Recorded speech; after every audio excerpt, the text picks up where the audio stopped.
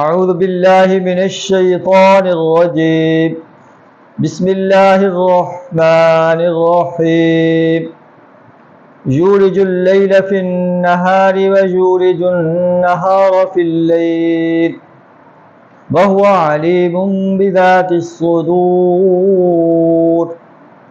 آمنوا بالله ورسوله وأنفقوا مما جعلكم مستخلفين فيه فالذين آمنوا منكم وأنفقوا لهم أجر كبير وما لكم لا تؤمنون بالله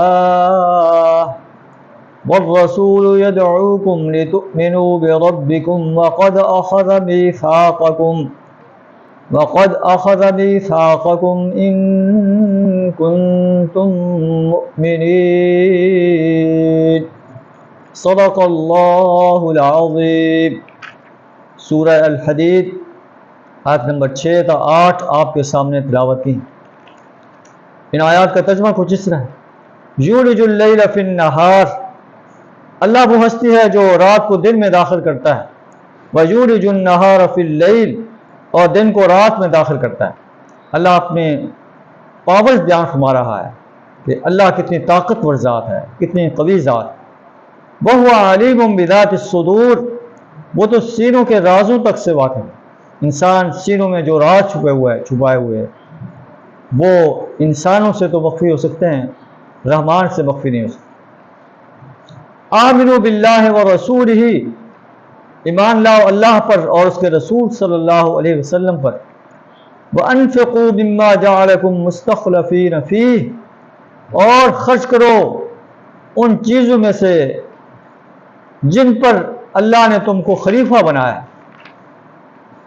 معلوم ہے کہ جو چیز ہمیں اللہ نے عطا کی ہے یہ ہماری اپنی نہیں، نہ ہماری طاقت اپنی ہے، نہ بصارت اپنی ہے، نہ قوت سماعت اپنی ہے، نہ قوت گفتار اپنی ہے، نہ مال اپنا ہے، نہ جان اپنی ہے، یہ سب کچھ اللہ کی دی ہوئی ہے۔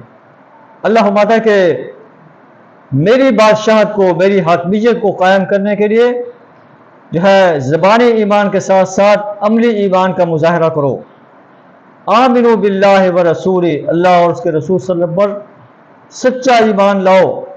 وَأَنفِقُوا مِمَّا جَعَلَكُمْ مُسْتَخْلَفِينَ فِيهِ، اور ان چیزوں میں سے خرچ کرو جن پر اللہ نے تم کو خلیفہ بنایا۔ ہم تو اللہ کے نائب ہیں، یہ ہماری چیزیں نہیں ہیں۔ فَالَّذِينَ آمَنُوا مِنْكُمْ، بس وہ لوگ جو تم میں سے ایمان لائیں گے۔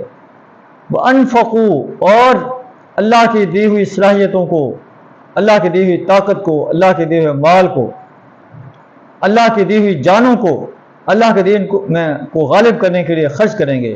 لہم اجر کبیر، ان کے لیے بہت بڑا اجر، اس اجر کا انسان تصور نہیں کر سکتا۔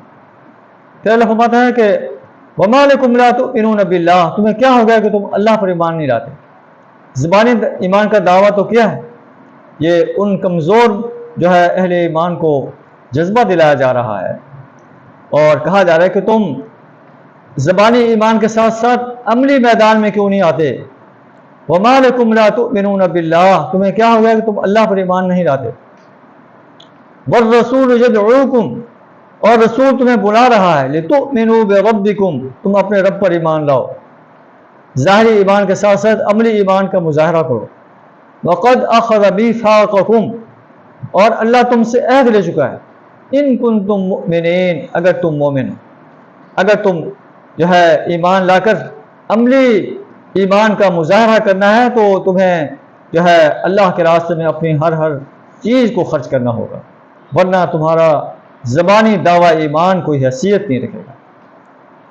تو آئیے ہم بھی اپنے گریبان میں جھانکیں کہ ہم بھی زبان سے تو کہتے ہیں کہ ہم ایمان لائے، لیکن جب عمل کا میدان آتا ہے، اللہ کے دین کو غالب کرنے کا وقت آتا ہے، تو اس میں نہ ہم اپنا مال پیش کرنے کی جرات کرتے ہیں، نہ جان پیش کرنے کی، نہ اپنی صلاحیت پیش کرنے کی، اور باطل نظام کے تحت ہم اپنی زندگی گزارنے پر خوش ہیں اور اپنی کوئی صلاحیت اللہ کے دین کو غالب کرنے کے لیے پیش کرنا گوارا نہیں کرتے، تو ہمیں اللہ کی عادات میں اس کا حساب دینا پڑے گا۔ اللہ سے دعا ہمیں دین اسلام کو غالب کرنے کے لیے اور باطل نظاموں کو مٹانے کے لیے اپنا مال جان وقت اور صلاحیت کھپا دینے کی توفیق عطا فرمائے۔ وآخر دعوانا ان الحمد للہ رب العالمین۔